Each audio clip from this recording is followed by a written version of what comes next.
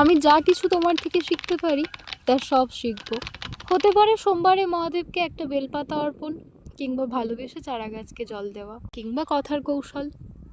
Hello, আমি শ্রাবণী, যে চেষ্টা করে তার মুহূর্তগুলোকে গুছিয়ে রাখতে। আজকে নীল ষষ্ঠী।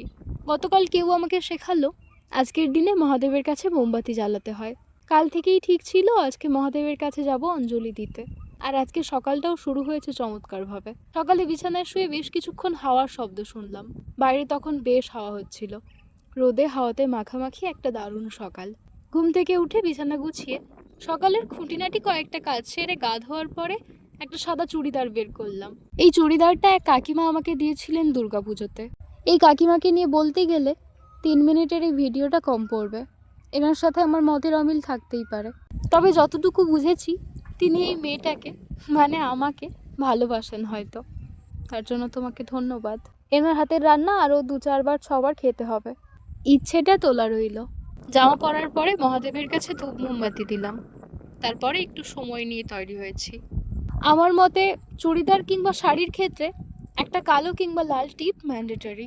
আমার ঘরে খাট এবং জানালার অবস্থান এমন যে ঘরে পর্যাপ্ত আলো আসে না, কিন্তু স্টিল আমার ভালো লাগে খুটখাট কিছু মুহূর্ত রেকর্ড করে রাখতে।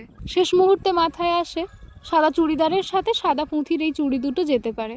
তারপর সত্যিই সুন্দর যাচ্ছিল, মেয়েটিকে সুন্দর লাগছিল। চুড়িদারটা ফিটিংস করা ছিল না, কিন্তু স্টিল আই লাইক হার। নীলের বারে নদীর থেকে জল তুলে মহাদেবের মাথায় ঢালা নিয়মটা অনেক জায়গাতেই আছে।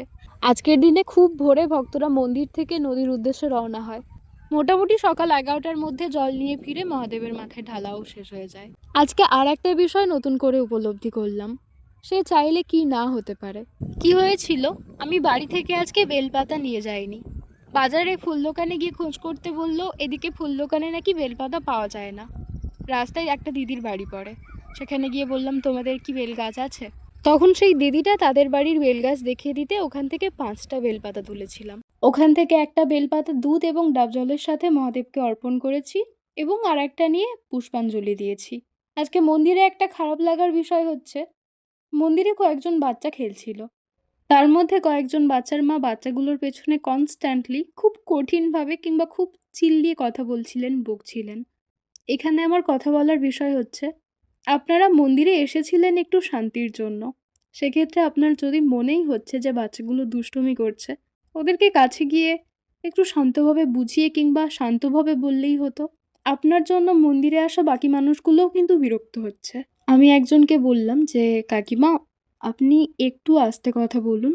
তখন উনি আমাকে বললেন, বাচ্চা আছে তো, এরকম মাইন্ড করলে কিছু হবে না, এরকম জোরে কথা বলতেই হবে, কিংবা সে পড়ে যাচ্ছিল চিৎকার করতেই হবে। কী ধরনের লজিক আমি জানি না। যদি সে পড়েই যাচ্ছিল আপনি তাকে গিয়ে তুলতে পারতেন। চিৎকার করে কী লাভ হলো? সে পড়লো না নাকি সে আপনার কথা শুনলো? যাই হোক, প্রত্যেকটা মানুষের কাছেই এই অনুরোধ যে আপনার জন্য অন্য কেউ বিরক্ত হচ্ছে, চেষ্টা করবেন এই বিষয়টাকে এড়িয়ে যেতে। এটা একটা বেসিক ম্যানার্স, যেটা আপনারা বোঝেন না, উল্টে তর্ক করেন। এত কিছুর মাঝখানেও মহাদেবের কাছে পুষ্পাঞ্জলি অর্পণের পরে আমি সবথেকে বেশি খুশি ছিলাম। তার কাছে অনেকদিন পরে যাওয়া হয়েছিল, আমি খুশি ছিলাম, ব্যাস এটুকুই। আজকে এতটাই, কারণ আজকে স্ক্রিপ্টে আর কিছু লেখা নেই।